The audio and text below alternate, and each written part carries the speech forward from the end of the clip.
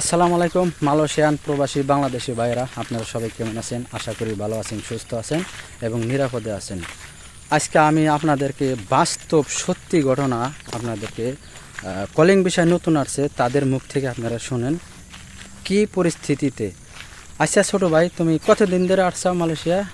Malaysia 3 মাসের একটু কম। 3 মাসের একটু কম। তাহলে কাজ করো না কিছু, এবং কি কি কোম্পানিতে আসছিলে, কি সমস্যা কি? আমরা আসছিলাম হোম সোফার কথা দালাল এজেন্টরা নিয়ে এসে এখন দিছে এই ফ্যাক্টরি, কাঠের ফ্যাক্টরি। কাঠের ফ্যাক্টরি খুব কষ্ট এবং রিক্সের কাম।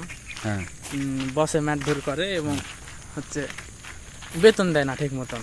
তো আমি কাজ করব না, দেশে চলে যাব। দেশে যাওয়ার জন্য টাকা আছে এজেন্টে, টাকাও দিছি। টাকা সময় লাগবে কিছুদিন বলেছে। টাকা কতারি দিছে যাওয়ার জন্য? 1.5 লাখ। 1.5 লাখ। আর আসার সময় কতারি? আসার সময় 4.5 লাখ। আসার সময় 4.5 লাখ। এখন আবার ফিরে যাইবে, আপডাউন টিকিট কেটে রিটার্ন টিকিট কেটে যাইবে, তার জন্য দিছে 1.5 লাখ। তাইলে মোট 6 লাখ টাকা খরচ হয়েছে। তাহলে দেখেন ভাই, এত টাকা খরচ করে আইসাও তোমার এত টাকা খরচ করে আসার পরেও মালয়েশিয়া কলিং বিষয়ে আসার পরেও দুঃখের কোনো শেষ নাই। এই জন্যেই বলা হয় মালয়েশিয়া কলিং বিষয়ে এসে হাজারো বাঙালির চোখে পানি। শুধু বাঙালির চোখে পানি না, পুরা ফ্যামিলির চোখেই পানি, পুরো বাংলাদেশের ফ্যামিলির চোখেই পানি। কারণ এই যে ছোটো ভাই দেশে চলে যাবে, হয়তো আর 2-4 দিন আছে, টিকিটের সব কিছুই কমপ্লিট না? হ্যাঁ, কমপ্লিট হয়েছে, এখন খালি টিকিট হলেই হবে। খালি টিকিটটা হলেই সব চলে যাবে। হয়তো 2-4 দিন বা ঈদের আগেও হইতে পারে বা ঈদের পরেও হইতে পারে, এখন ভাগ্যের উপরে নির্ভর।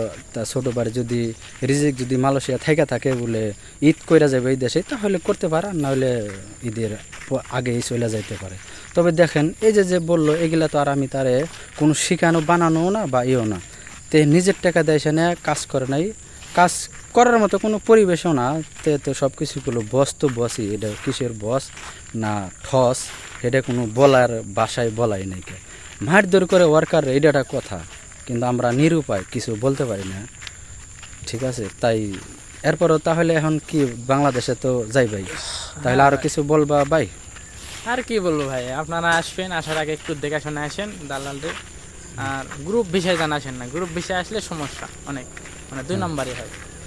যাই হোক, আপনারা এজেন্ট বিষয় বা গ্রুপ বিষয় আসার জন্য দূরে থাকবেন, কিন্তু সবাই কোম্পানির বিষয়ে আসার চেষ্টা করবেন। আর এখন বর্তমান যারা পাসপোর্ট তো জমা দেয়নি না, যদি আপনারা বর্তমান যারা পাসপোর্ট এখন জমা দেন, আজকে এপ্রিল মাসের 16 তারিখ, এখন থেকে যদি আপনারা পাসপোর্ট জমা দেন মালয়েশিয়া আসার জন্য, তবে ইনশাল্লাহ আপনারা আর আসতে পারবেন না মালয়েশিয়া আসার জন্য, কোনো নাই। কারণ এখন নতুন করে কোনো লোক নিয়োগদাতাদের না করে দিছে মালয়েশিয়ার সরকার, নতুন করে কোনো কর্মী নিয়োগ নিষিদ্ধ করে দিছে। তাই আপনারা যে লোক আপনার মোট 3 লক্ষ লোক নিয়ে আসবে, তাহলে 3 লক্ষর বেশি লোক তো আর বাংলাদেশ থেকে মালয়েশিয়ায় পাঠাইতে পারবো না।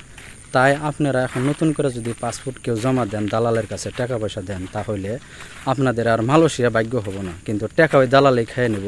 হয়তো দালালে বলবো আজ না কাল, কাল না পরশু, এই মাসে, সামনের মাসে এটা দেখাইবো, আপনাদের মেডিকেলও করাইবো, সব কিছু করাইবো। তবে মেডিকেলের অনেক নিয়মকানুন আছে। যদি সত্যি মালয়েশিয়া আসার জন্য আপনাদের মেডিকেল করায়, মেডিকেলের নিয়ম হলো শুনেন আপনারা, আপনার 10 আঙ্গুলের ফিঙ্গারপ্রিন্ট নিব, এরপরে আপনার যে ভোটার আইডি কার্ড করার পরে যেভাবে আপনারা সাইন নেয়, এভাবে যেভাবে ছবি তোলে, এরপরে আপনার চোখের ফিঙ্গার নেয়, অনেক এই সমস্ত জিনিস যদি আপনাদের করায়, তাহলে আপনারা ভাববেন বলে সত্যি মালয়েশিয়া যাওয়ার জন্য মেডিকেল করেছে। তার যদি এই সমস্ত জিনিস না করায়, তাহলে আপনারা মনে করবেন ভুয়া আপনাদের সান্ত্বনা দেওয়ার জন্য মেডিকেল করাইছে, কিন্তু আপনাদের মালয়েশিয়া আসার জন্য না, সান্ত্বনা দেওয়ার জন্য। তাই আর বেশি কিছু বলবো না, আপনারা সবাই এই ভিডিওটারে বেশি বেশি শেয়ার করে দিবেন। আর পেজটারে আপনাদের যদি ভিডিওটার সাথে থাকার জন্য অসংখ্য ধন্যবাদ আপনারা। আর এই ভিডিওটা যদি ভালো লাগে, তাহলে চ্যানেলটা সাবস্ক্রাইব করে বেল বাটনটা অন করে রাখবেন, যাতে জানি এই সমস্ত ভিডিওটা নতুন নতুন ভিডিও ছাড়লে পারে আপনি সবার আগে আপনার কাছে পৌঁছায়। আর যারা পেজে থেকে দেখবেন, পেজটারে ফলো দেয়, বেশি বেশি শেয়ার করে সবাইকে দেখার সুযোগ করে দিবেন। তবে অনুরোধ রইল, এই সমস্ত এই ভিডিওটা আপনি বেশি বেশি যত পরিমাণ মারেন শেয়ার করে দিবেন, ঠিক আছে? যাতে জানি কোনো বাঙালি নতুনভাবে আইসা হয়রানির শিকার না হয়। আর এটাই আমার অনুরোধ। আর আপনারা ভিডিওটার সাথে থাকার জন্য অসংখ্য ধন্যবাদ। সবাই ভালো থাকবেন, সুস্থ থাকবেন, দেখা হবে পরবর্তী ভিডিওতে। আল্লাহ হাফেজ।